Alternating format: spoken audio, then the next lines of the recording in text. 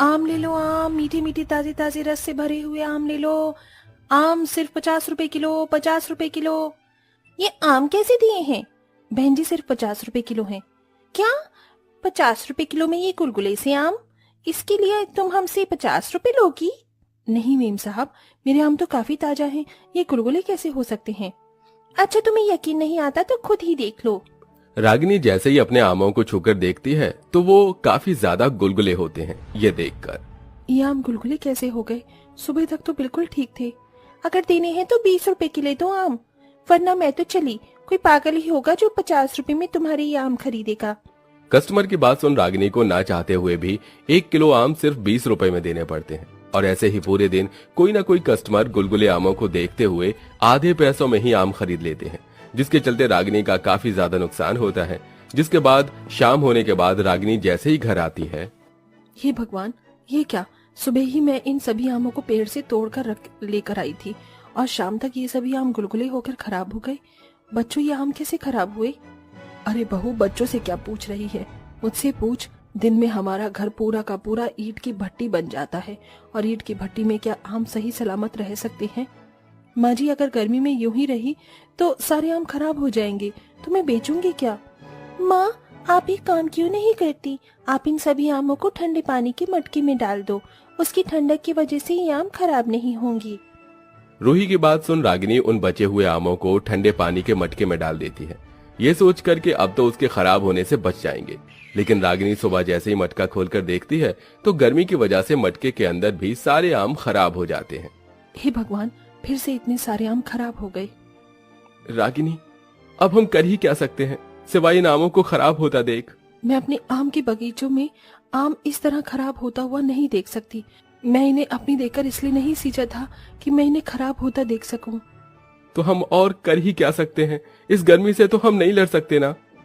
अर्जुन की बात सुन रागिनी के पास कोई जवाब नहीं होता। जिसके बाद रागिनी एक बड़ी फलों की दुकान पर पड़ती है, जिसमें रखे हुए सारे फल काफी ज्यादा ताजे थे। रागिनी फिर से अपने आम के बगीचे में जाती है और वहां से आम तोड़ने लगती है।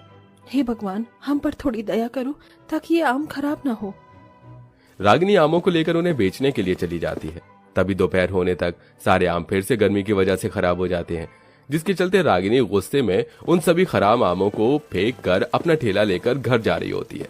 तभी रागिनी की नजर, जिसे देखकर रागिनी उस फल वाले की दुकान के पास जाती है। भाई साहब, इतनी गर्मी में भी ये सभी फल इतने ताजा कैसे हैं? अरे बहन जी, इस एसी की वजह से मैंने अपनी फलों की दुकान में एसी लगा रखा है, ताकि गर्मी में भी मेरे फलों को ठंडक मिले और वो खराब ना हो। उस दुकान वाले की बात सुन रागिनी के मन में भी एसी लाने की ख्याल आता है और वो एसी की दुकान पर पहुंच जाती है, जहां उसे एक एसी पसंद आता है। भाई साहब, ये एसी कितने का है? बहन जी, सिर्फ 25,000 का है। क्या? 25,000 रुपए का? मैं तो अगर सारी जिंदगी भी मेहनत मजदूरी करूं तो भी इतना महंगा एसी नहीं खरीद सकती। रागिनी उदास होकर वहां से जाने लगती है कि तभी वो एसी वाला कहता है, अरे रुकिए बहन जी, आप एसी को आसानी से खरीद सकती हैं। वो कैसे भाई साहब? मेरे पास तो इतने पैसे नहीं है। अरे बहन जी, आप इस एसी को इंस्टॉलमेंट में खरीद सकती हैं, यानी कि आप सिर्फ 3,000 रुपए देकर ये एसी ले जाइए और हर महीने इसकी किश्त भरिए। उस एसी वाले की बात सुन रागिनी मन ही मन बहुत खुश होती है और आकर सारी बात अपने परिवार वालों को बताती है। माँ, अब हमारे घर में भी एसी आएगा। आपको पता है, हमारे दोस्त है ना चिंटू, उसके घर में भी एसी लगा हुआ है और वो अपने एसी पर बहुत इतराता था। आप देखना, हम भी अपने एसी पर इतराएंगे।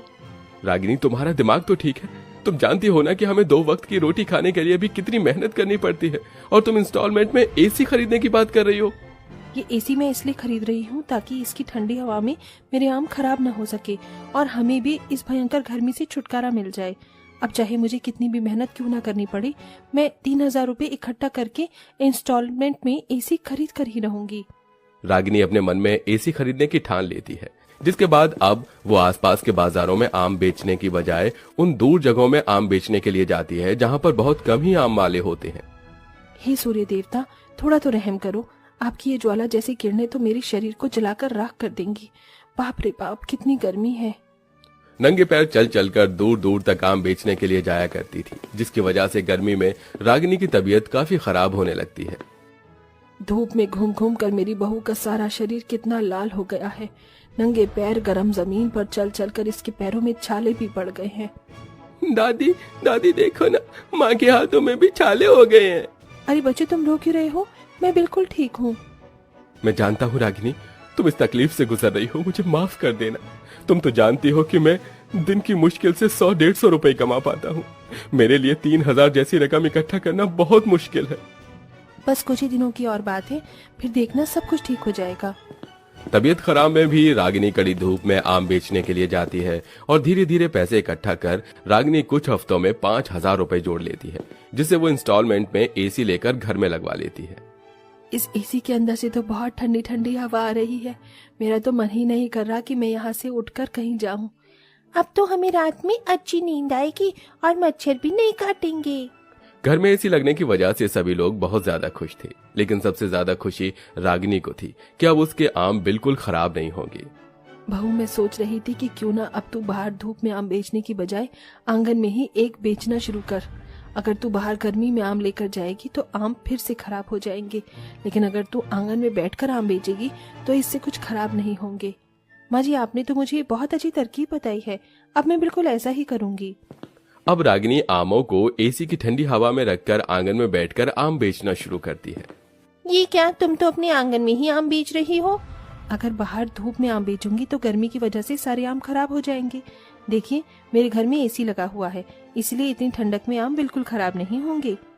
अरे वाह, तुम्हारा एसी तो सच में बहुत बढ़िया है। इसके अंदर से बहुत ही ठंडी ठंडी हवा आ रही है।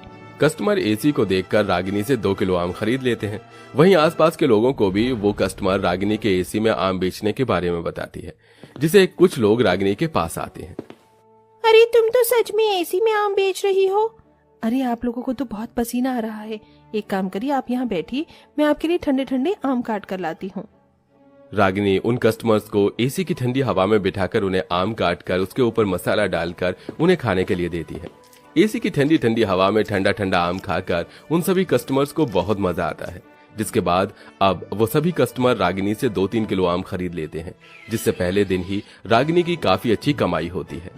देखा माँ जी, एसी की वजह से आज कितने लोगों ने मुझसे कितने सारे आम खरीदे।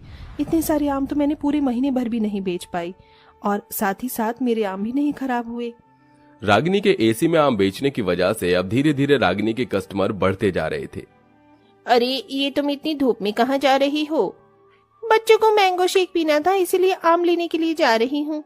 अगर तुम्हें आम ही खरीदने हैं तो तुम रागिनी से खरीदो।